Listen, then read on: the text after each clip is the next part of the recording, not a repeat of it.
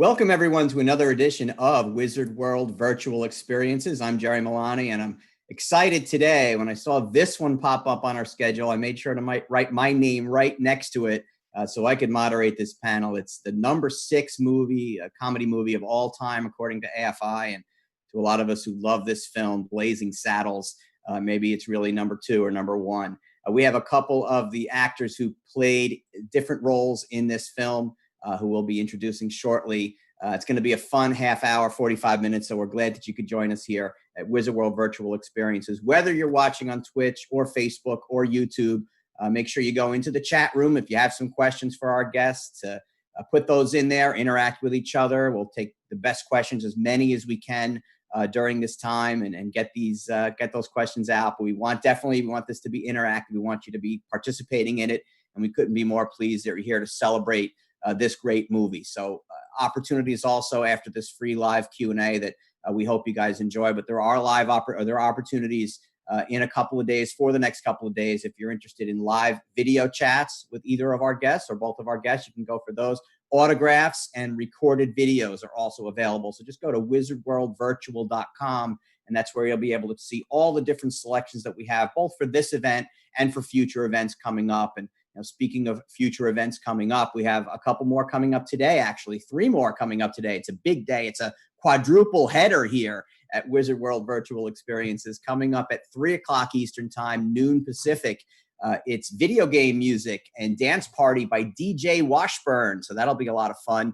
And then coming up at 4 o'clock Eastern, 1 o'clock Pacific, it's the Supergirl Gamers, a big tournament going on this weekend. We have a couple of those gamers who will be with us here on Wizard World Virtual Experiences. And then tonight at 8 o'clock Eastern, 5 o'clock Pacific, our own Mike G will host Whiz Quiz. It's a nerdy quiz, and if you're into nerdy things like we are at Wizard World, well, you'll enjoy testing your knowledge tonight at 8 o'clock, at 5 o'clock Pacific. Max Brooks on Saturday will be signing copies of his book Devolution, signing book plates and doing live videos of that. You can go to Wizard World Virtual to find out more. And then next Tuesday, we have a doubleheader, Battlestar Galactica and One Tree Hill. And that's going to be followed in the evening by, get this, Drew Carey and Slim Jim Phantom, the drummer, are going to play the All-Star game in Stratomatic Baseball, and they're going to chat live right here on video on Wizard World Virtual Experiences. So it's going to be a great time. We hope you guys enjoy it, and big schedule coming up. One other piece I'd like to just give you quick information. Go Collect is your number 1 source for collectibles. They track the sales of graded comics. They have a robust analysis tools for all of their users. They stay active on social media, have giveaways every week. Go Collect also has an expansive blog with topics on comic book speculations, video games, concert posters. We'll be launching some price guides pretty soon on Go Collect. Go Collect's goal is simple: make collecting better for the fan. Be sure to check them out at gocollect.com. Well, what's coming up right now? Well, this is, fans, what you've been waiting for. This is going to be, for me, a great, a fun time, and hopefully everyone with us as well. So he's a Dallas firefighter, a Golden Gloves boxer. His first role was on Paper Moon in 1973, and now he's been in more than 100 films and TV shows. He played that clumsy cowboy Lyle. Here is the great Burton Gilliam. Hey. Hi, Burton. Thank you for having me. This is going to be fun. Welcome to Wizard World. Most people don't say that I was clumsy. They say I was dumb. Okay? We'll go with clumsy, and we'll see how it graduates over the next 40 minutes. Okay. Now, this next guest may have had a small role in Blazing Saddles, but he was just 5 years old, and he's gone on to a prolific career in TV, film, commercials, as a singer, producer, radio host. If it can be done in entertainment, our next guest has done that. He played the very young 5-year-old Sheriff Bart way before he was the sheriff. Here is the great Rodney Allen Rippy.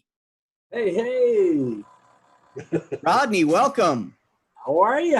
It's good. Oh, my goodness. It's great to see you. Welcome to Wizard World. Welcome to today's virtual experience. Great to see you here. Good to be here, man. Good to be here. Well, I mentioned at the top, this movie, for a lot of people, it's the epitome of the comedy classic. It's number 6 on the AFI list. Now, this was the second movie for you, Burton, and Rodney, your first. Yep. Tell me, you did the movie. What kind of impressions 46 years later do you have of what it's meant to people? Who goes first, me or Burton? You go. Well, honestly, I have to say, big love to all the Wizard World people out there. It was, I was just a little boy. And when you're starting out in the industry, you it's important. My mom always stressed, to me that, Rodney, this is serious business. And I knew that there was a lot going on, the trucks, the people, the cameras, the lights. But I always knew that this was a very huge opportunity in all my life, everywhere I go. I mean, it every week or so, I'll bump into somebody and they'll say, "Hey, man, I just saw, they played Blazing Saddles on TV. I watched you the other night," and I get phone calls about it, I get texts about it. It hits me on my social media, and it was very impactful. I mean, Mel and again the whole cast. That was an all-star cast, and of course, my man, Burton, he was there. It was just perfect harmony in comedy, and and I honestly would say it's one of the, if not the greatest comedy feature film that was ever made. And I would say that you are totally correct, Rodney. It was a perfect time. Our country was just coming out of Vietnam. We were coming out of the hippie thing and all of that, the big drug using and all of that stuff. Our country was ready to really laugh about something, and it was perfect timing on Mel's part. I don't think he could have not it would have never worked 3 years before or 3 years after. I'm just so proud that we got to be a part of this epic film. Yep. And timing was great for the film. Timing was also great for you guys involved in just in terms of being involved in the film. Burton, I love your origin story of how you got kind of in the business, and Rodney, I want to hear from you as well. How this became your first role at 5. Tell me about getting these roles in this film, well, for both of you. Well, for me, I had done a picture called Paper Moon just before that, 4 months before, and I had never been in a grade school play. I had never thought about being an actor. I was a fireman for 14 years in Dallas, and but Mel saw a rough cut of Paper Moon, and I had a wonderful part in Paper Moon. I mean, it was just, they don't know it, but they wrote it for me. And Mel calls me at the fire station, and at the fire station, you answer the phone, "Fire station number 39, Gilliam speaking." And this guy says, "Hi, my name's Mel Brooks. I'm a writer, director, producer, actor, and I'm getting ready to do a big picture, and I want you to be one of my stars." I said, "Thank you, Mr. Brooks." Boom, I hung up the phone. I knew it was another fireman giving me a bad time because I had done, Paper Moon 4 months before. But if Mel had not seen a rough cut of Paper Moon the night before he called me, I'd be a retired fireman living down in East Texas, and I'd have 2 cows. That's what retired firemen do. Rodney, how about you? How did you get started, and how was this your first role? Well, you guys probably are the fans out there, the Wizard. You guys are probably remember me from here. This is where it all got started. Actually, I got my start at 3.5 years old, and I was just a little boy growing up in Long Beach, California. And one day I was watching The Little Rascals, and I'm sitting there in the living room. My mom's washing dishes, and I'm laughing, and my mom comes in and says, "What's so funny?" And I pointed the TV, and I'm watching The Little Rascals. And my mom's like, "Oh, you're laughing at buckwheat." And I'm like, "Yeah." And then my mom's like, "What, you think you could do that? You think you could be on TV?" And I'm like, "Yeah." And my mom's like, "Are you really?" She goes, "You wouldn't be afraid of all the cameras and the people?" And I'm like, "Nope." And years later, psychologically, I sat there and I thought it through. I envisioned myself as one of the gang because they were always having fun, and I was always like wanting to jump through the screen and be with the gang. And I think that's what gave me a comfort level of just the craziness that went on. And honestly, when I had my first audition for the Jack in the Box spot, I went in cool as a cucumber. It was no big deal. It was like, and my mom was just kind of like rolling with it. We went in, I had no formal training, and I hit the Jack in the Box campaign that went on to be one of the, actually, it was the biggest commercial campaign of my whole career thus far.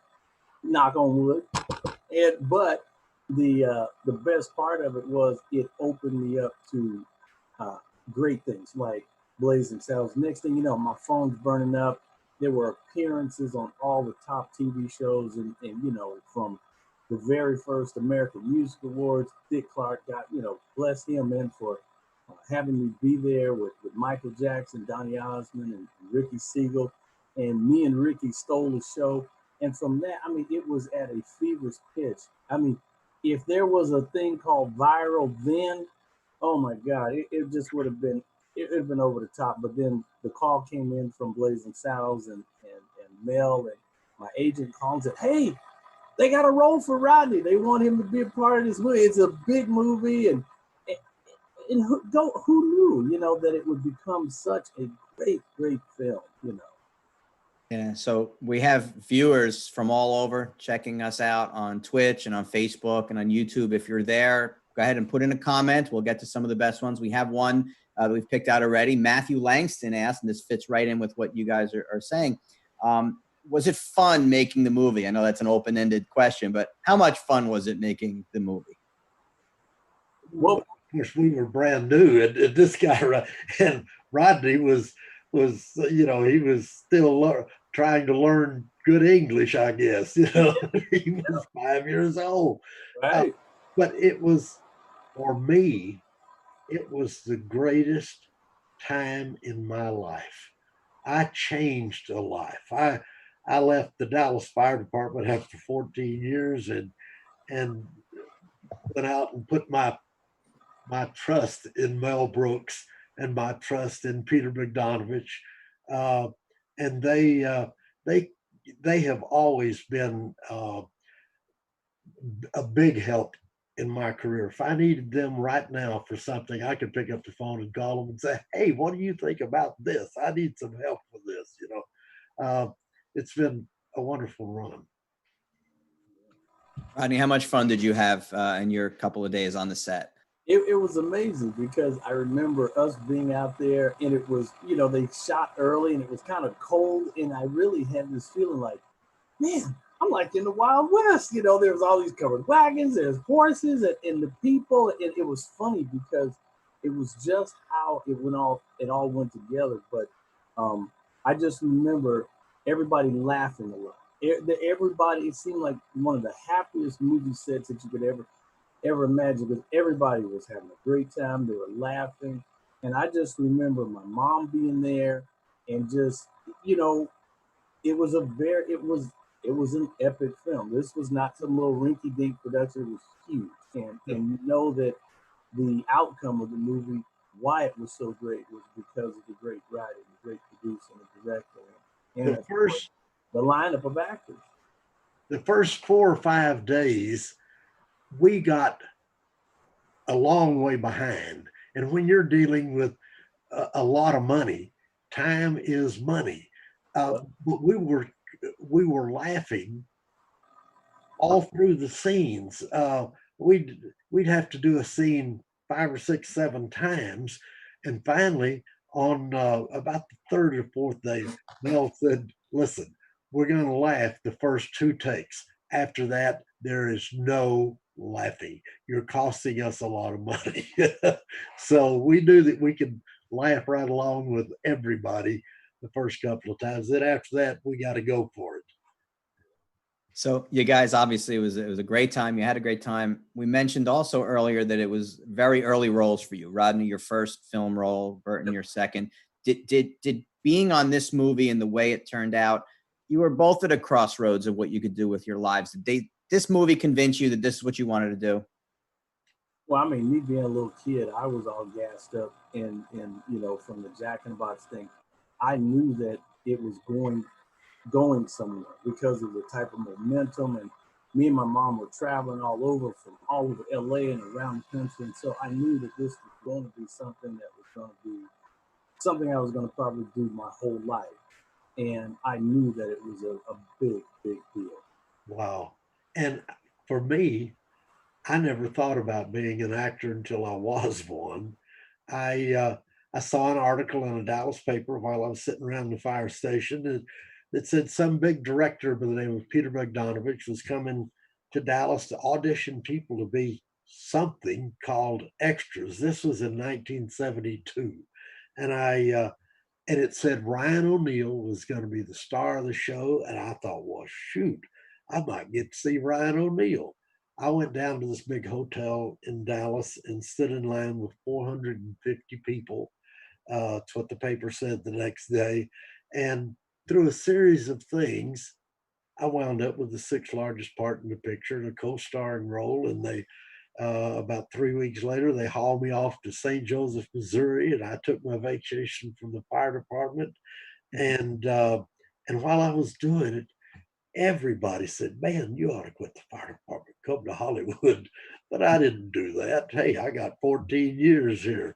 But luckily, again, 4 months later, I got a phone call from this guy with the name of Mel Brooks. And I kept telling him no. I kept going out to see him and telling him no. A third time out, he and Richard Pryor, thank you, Richard. They threw so much money at me. Now, let me tell you how much money it was. The last time we talked, I sat down in front of Mel, and he said, "How much money is it going to take for us to get you to do this picture?" And I said, "Well, at the fire department, I make $12,000 a year, and I know that really impressed him. I know I got him right there." Righteous box, yes. And he says, and I said, he said, "Well, we're going to give you 3 weeks on the picture." And I said, "Well, I could not, I'd have to make as much money as I make in a whole year." And he said, "Oh, $12,000, 3 weeks, that's $4,000 a week. That's okay." Just like that. How much money did I leave on that table? I don't know. But you got what you wanted, right? And you started a career. And as it turned out, I had 4.5 weeks, and with overtime, I made $25,000. It was a great start. So Rodney, you we said you got your start with this, and you were 5 years old. And how did you manage from age 5 and moving forward? A lot of actors, they start when they're young and they either burn out or it doesn't work out. How did it work out so well? Look how well adjusted you are. Look at all the things you've accomplished. How'd you do that? Well, I mean, I was just very blessed, and having good people around me. At the time when I got started, there was a lady, her name was Dorothy Deotis, and she was one of the top children, child agents here in LA. And I lucked up on having a great agent. And from there, it just was all the top shows: Mike Douglas, Dinah Shore, Merv Griffin, Johnny Carson. I mean, down the list. And I mean, all the shows during the 70s and 80s: $6 Million Man, Police Story, Dr. Welby MD, The Odd Couple, Laugh-In. I mean, I can go on and on and on. The things that happened. There's my album right here. That's Take Life a Little Easier.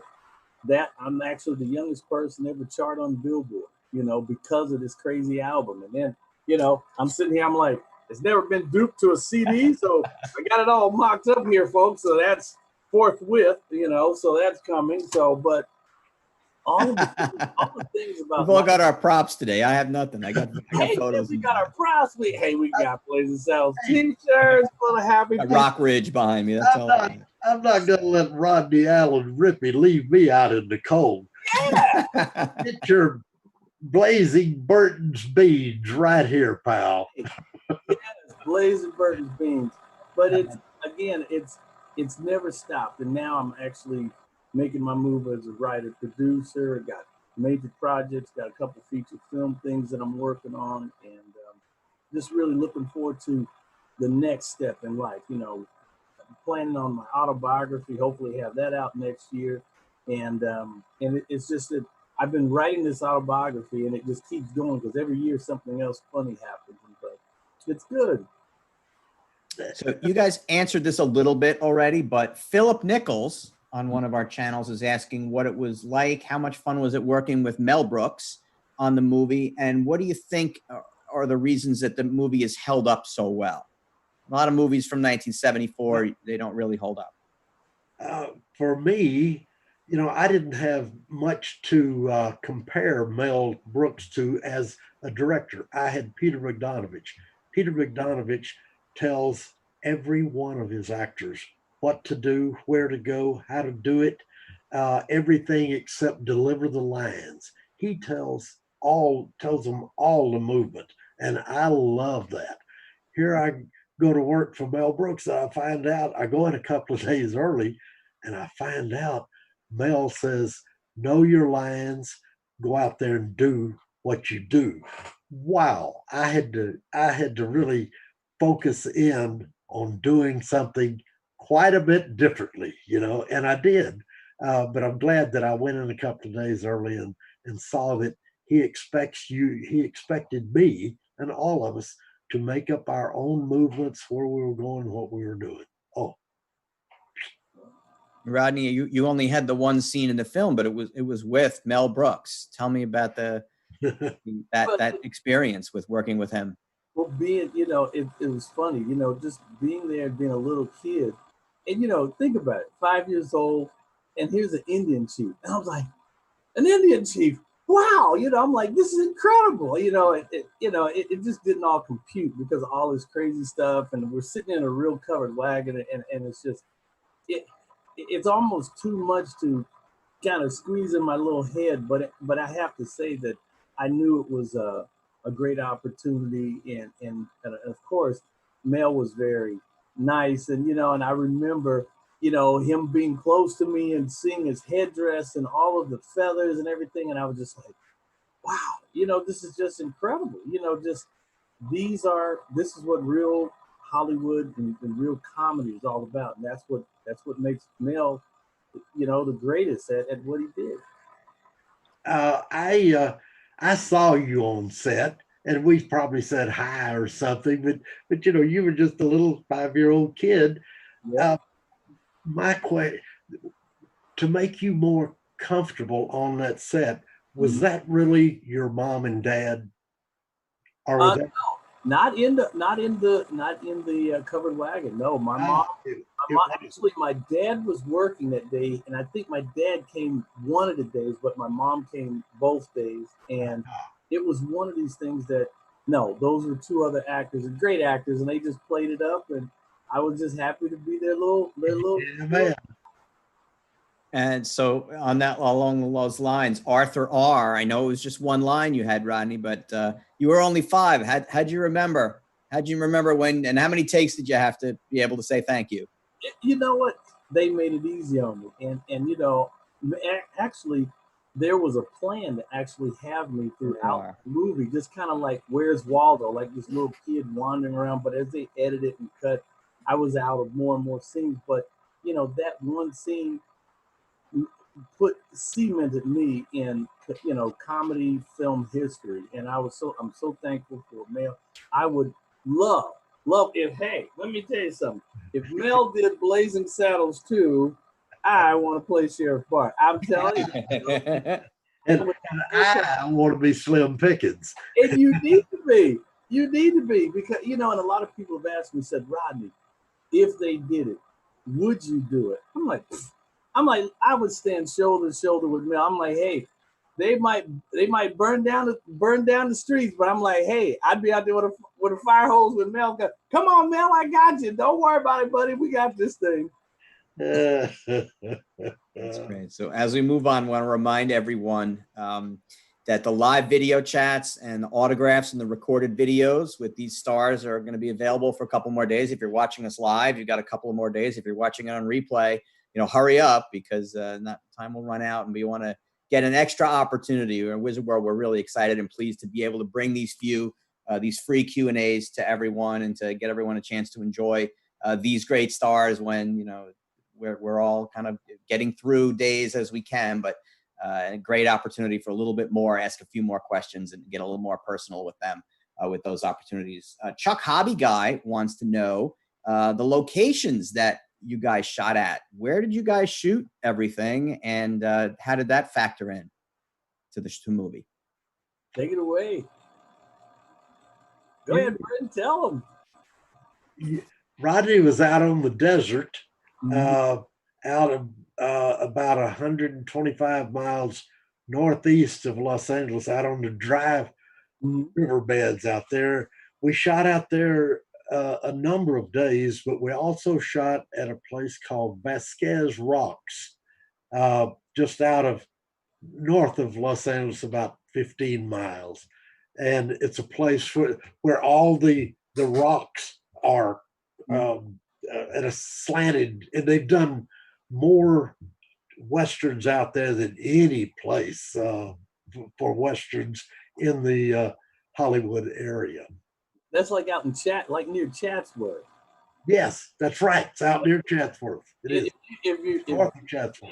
If you guys got tourists, if you're ever out here, if you go out near because they've shot a lot of space movies out there, because it looks like you're in outer space. It really does. They got these huge rocks in there, these land formations. It's really crazy, but that's it, Chatsworth.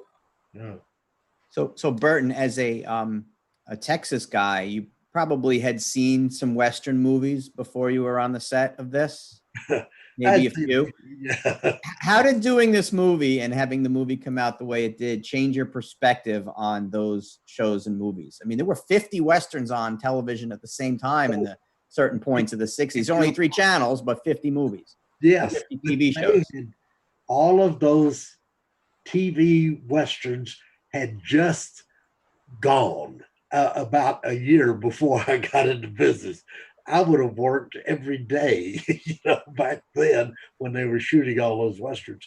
But it was a great opportunity for me to see how Westerns were really made. Of course, I grew up on Roy Rogers and Gene Autry and the Cisco Kid and all that, and that's a whole different ball game than Blazing Saddles. But you've still got cowboys, you've got horses, and you've got cattle, and you have campfire scenes. Those things never change. Although the campfire scene. Campfire scenes? What's a campfire scene? Well, that is that a campfire? Again, we'll go back here. And here. Yes, and right there it is. And I will say this. I am the first person in motion picture history. You can say it. To pass gas. There you go. Yeah, and yeah, I'm doing a good thing here. And I've talked, I talk to Mel all the time. Every now and then I'll say, Mel, I'm not in the Guinness Book of Records. What's going on here? He hadn't taken the hint yet. First or loudest? Could be either one, yes? Well, the loudest, we did try. We were doing our very best for the first couple of takes. Then after that, we had to rely on the sound effects, Rodney, to get back, we'll get to that scene again because it's one of the most famous scenes in film. But Rodney, so how old were you when your mom and dad let you watch this film? You know what? I tell you, I have to tell you, my mom and dad and everybody, my family's totally supportive of it. And I have to tell you, we watched it. I was a little guy, and my mom was just like, "Okay, son, you good to go? Okay, you good to go? Oh, there you go." But hey, I watched the film, and it was all serious business for me. And like I said, at 3 years old, I knew this was a job. My mom told me, she said, "Rodney, Don't worry about anything else. Don't worry about the lights. Just hit your lines, do your job. And that was it. So I knew it was serious business. And did you go back and watch any Westerns after this and kind of see what the origins were? Because I know for me, I had seen this movie before I'd seen probably any Western. And then I went and I watched High Noon, and wait, I know that tune. And Yeah. there was a tune from the Johnsons. Yeah. So Yeah, my dad, yeah. What happened with you going backwards? you know, honestly, my dad, he loved Gunsmoke, and you know, and they loved all the great shows of that era, and you know, Hang 'em High and all that good stuff. And it was just, you know, westerns were the staple for American television, and so many people kind of gravitated, and that's why westerns are still, they're still making western movies to this very day. And you know, and it's just, it's a part of our history, and that's what made America great. You know, You know, the even exploration. though not a lot of the actors in this had that Western history, there is one that had a ton of Western history. And that was Slim Pickens. Burton, you got to work with Slim in a lot of scenes. What was it like working with someone of that stature in the business and in the Western world? What authenticity he brought to his character? First of all, as soon as I met him, he knew that, you know, everybody, the cast, everybody knew that I was brand new. I didn't know what I was doing. So Slim just said, "Hey, follow me." And he became my very best friend in the business. He and my wife and I used to go up to visit him and his wife after they moved up to Columbia, California, up in up in the mountains. Rodney, where you're from. Uh, Yeah, well, I'm from Long Beach. I grew up in Long Beach. this is totally different from Long Beach. But being with Slim was the greatest thing because he was just he didn't have to try to tell me how things were and how you do things. I just watched him and learned from watching. Uh, and he was, like I say, he became my very best friend, a good guy. Uh, I'll never forget Slim Pickens. And you know, when you think of oh, what's the name of the picture? He's riding the bomb. When he's riding the bomb, anyway. And when you think about that picture, you got to think about him riding the bomb. With the Peter Sellers movie. Yeah, right. Okay, yeah. Why can't we think of the name of it? I don't know. It's only a great picture, you know. So one guy that you both had connection with, and we have a question from Matt Langston asking about what it was like working with Gene Wilder. I know, Rodney, you said even though you didn't have a scene with him, you got to meet him, and Burton, you were mixed in and out of scenes with him. But what was working with someone of that stature as well in this film? Because he was just starting to become Gene Wilder. People didn't maybe necessarily know who he was yet.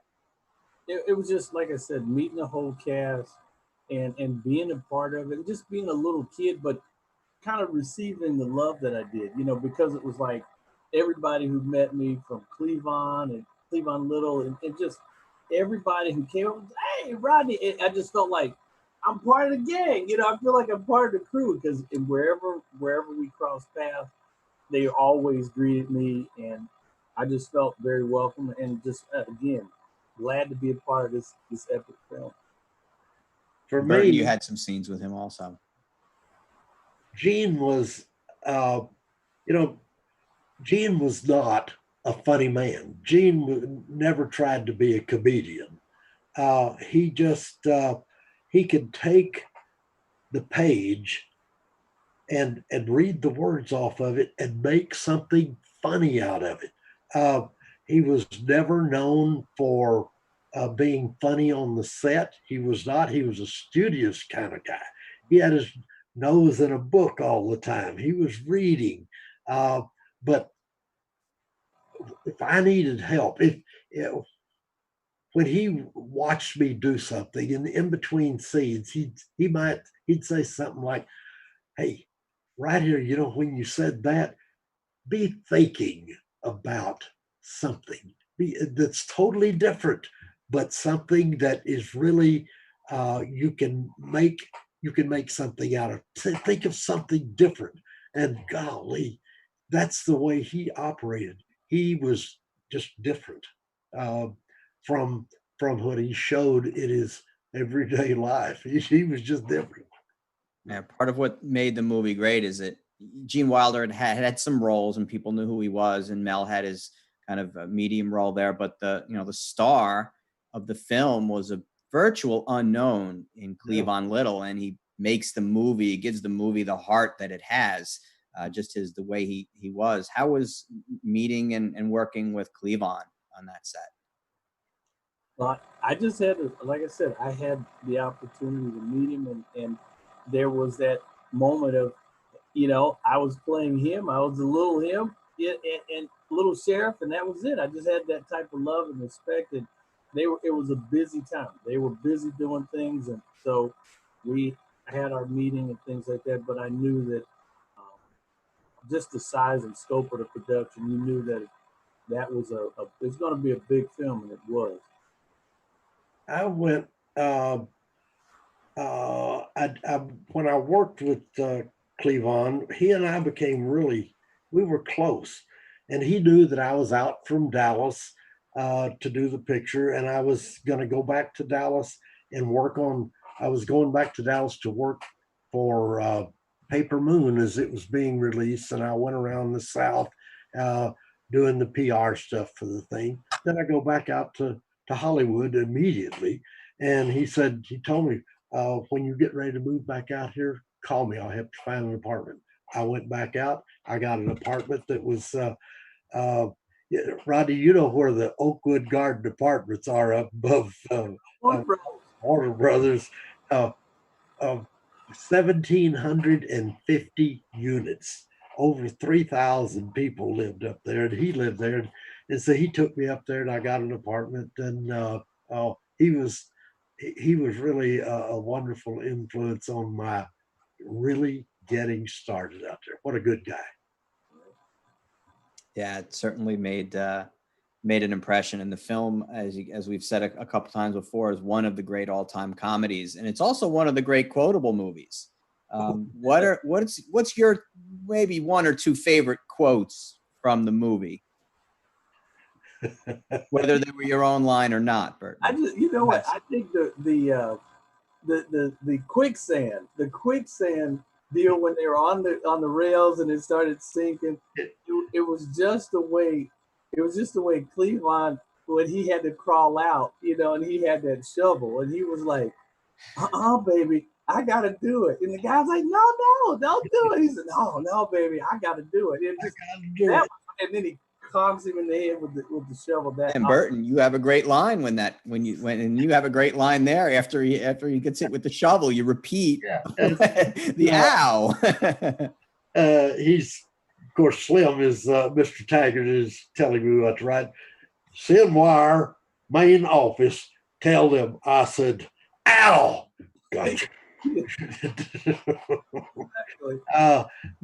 But I was given some there. You're right. It's the most quoted movie of all time. I know that. And people come up to me every day and say a lot of them are my lines and a lot of them are other people's lines. And I know that they want me to come back with a retort of some sort. But come on, boys, I don't hear no singing. When you was other guys, you sang like birds. Come on, how about a good old folk song here? That sort of stuff. They were great lines for me. Yep. Yeah, that's tremendous.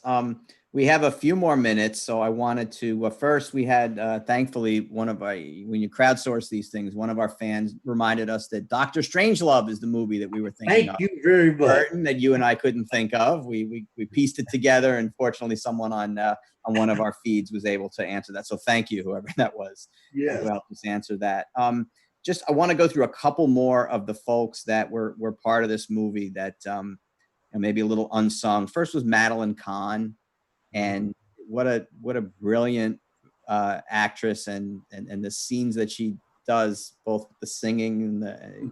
Talk about Madeline Kahn a little bit and your relations with her during the film. my relationship started with her in, of course, she was in Paper Moon. And uh, she told me when that film was over, she told me, she said, you know, I just know this. You and I are going to work together in this business again one of these days. And here I was on vacation from the fire department. And I said, oh, I'm going back to the fire station. She says, I don't care. We're going to work together again one of these days. 4.5 months later, I walk into a big conference room, and there she is sitting at the end of the table. And she says, are you in this movie? I said, yes, I am. And she jumped up and ran over and hugged me. She said, I told you, I told you. She was, and she is Mel Brooks' favorite actor or actress of all time to work with. She was just absolutely wonderful.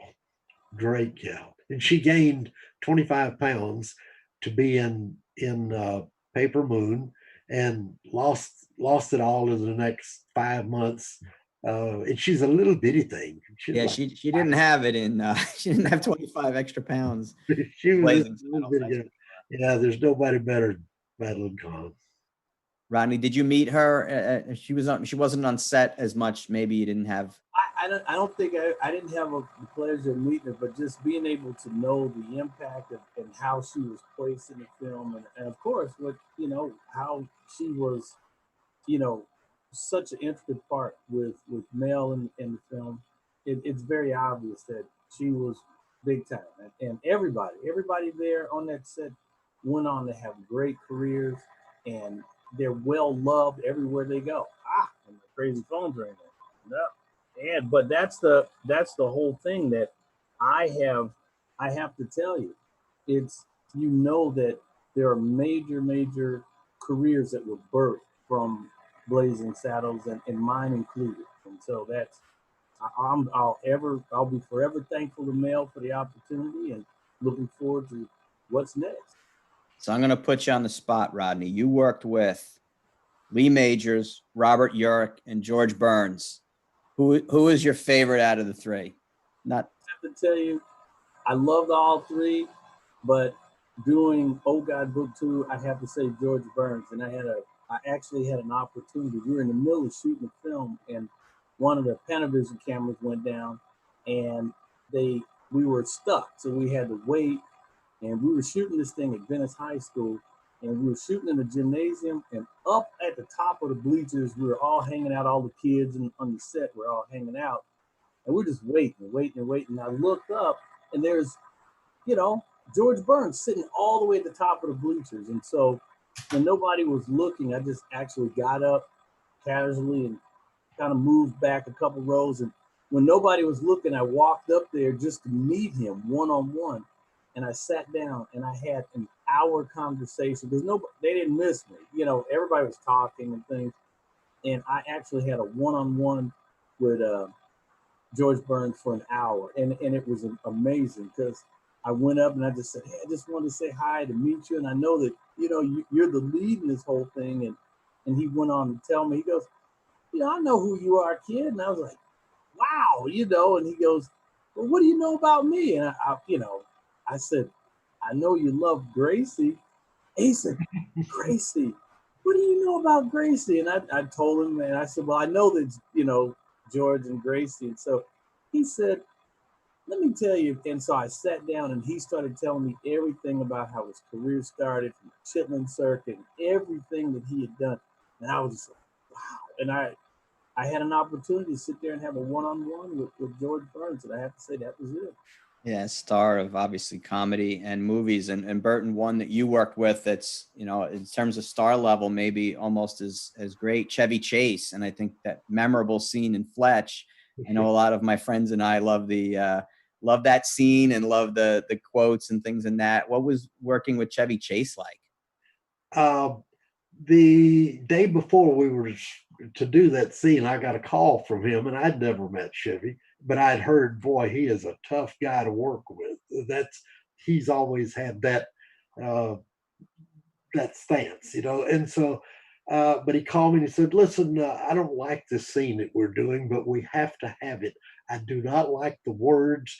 come over here. He said, what are you doing today? And I said, nothing. He said, we're working. They were working at a park over in Beverly Hills. And I went over and had lunch with him. And then we went to his dressing room. And he said, I don't like anything about this. Let's start with this line and finish with this line, and everything else in here, let's just make it up as we go. And we did, and we killed him with it. I mean, that it is a great scene. He just led me through these things, and I So, said them. And there's another person, an actor, who is in that scene with us. We didn't tell him what we were doing. The next time you see the picture, watch him. Every line he doesn't say it. He just says a couple of little 2-word lines, you know. But he'd have a look on his face about like, what what are y'all doing? You know? the ball bearings and the spritzer valve, and you guys made all that up. I think All ball bearings these days. I think it's the bypass line. Yeah, yeah. Gordo. Oh, you know, it's a funny little bit. Yeah.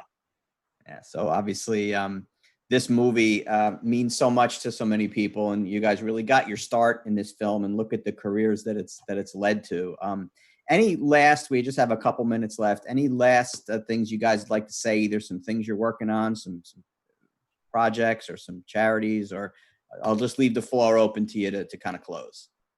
Burton, go ahead, Burton.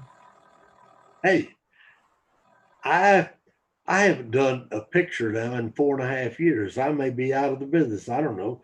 But every year I do about 50 car commercials, and I do them as my Blazing Saddles character. Of course, we're not doing them now because of what we're going through. But I just I'm having a good time. This is the best part of my life. I play a lot of golf. Uh, I'm looking forward to doing another picture one of these days. But if I don't, what a wonderful, wonderful run it has been for me and my wife and our family. Rodney, same thing. Well, looking to make my move and start producing and directing. Got a feature film called Hormone Tuesday. Me and a partner have been working for a long time on a music project. We're working on the Country Soul Music Awards. Actually, people like Charlie Pride and Ronnie Millsap, and these people are country soul singers, and so we want to honor them. Of course, I want to finish up my autobiography, and I'm just working with a lot of great charities. I'm tied into Special Olympics, American Cancer Society. I can just go on and on, the great organizations that I'm tied to, and looking forward to getting involved with things with kids and education. And so I'm working with a group. They do vocational things for kids to get them more hands-on. They're called Prime Motivation. I'm with a group called Hidden Pioneers, and it's to spotlight people who've done great things in our world. And I'm just thankful and thank God for, Burton and Wizard World and people in the industry and all the fans out there who know and love us. We love you. I personally say I appreciate everything you've done and for supporting me over the years, and the best is yet to come. Amen. You got that right. Yes, sir. Yes, They sir. played Lyle. They played Baby Bart in the movie that we all know and love, Blazing Saddles, number 6 on the AFI. Burton, Rodney, thank you so much for your time today. Appreciate you guys being with us. There it is. The Blu-ray is tremendous. There's a lot of extra pieces on there that if you love the movie, there's some commentary and just so many things. We didn't even talk about the show that came after. We got to a lot of stuff. We covered a lot of ground. We appreciate you being with us today, Burton and Rodney, today. Thanks so much. Thank you. And for fans, again, chances, the opportunity still for a couple of days to get those live video chats, the autographs, the videos, recorded videos that the folks will do. So if you have that opportunity and you have that ability, those are 2 fun guys we just met, and hopefully you'll take advantage of those opportunities. Don't forget, we have coming up later today the video game music dance party with DJ Washburn coming up at 3:00 Eastern. Then at 4:00, it's the Supergirl Gamers. here on Wizard World Virtual Experiences. And tonight at 8 o'clock Eastern, 5 o'clock Pacific, it is Whiz Quiz with our own Mike G. Saturday, the Max Brooks signing of his book Devolution, and the book plates for that is going on Saturday. Then Tuesday, the triple header, we have Battlestar Galactica followed by One Tree Hill. And then in the evening at 9 o'clock Eastern, this will be a lot of fun. Drew Carey and Slim Jim Phantom will be playing the Major League Baseball All-Star Game on Stratomatic Baseball, the simulation game. Seth Everett will be kind of running point on that, and that's a lot of fun. We'll hear what Drew and Slim Jim have to say about baseball, about life, about everything. And that's all coming up here in the next few days at Wizard World Virtual Experiences. So once again, for everyone at Wizard World, I'm Jerry Milani. Thanks for joining us today, and stick with us today. We got a lot going on. Thanks so much. I'm sitting here watching it go off right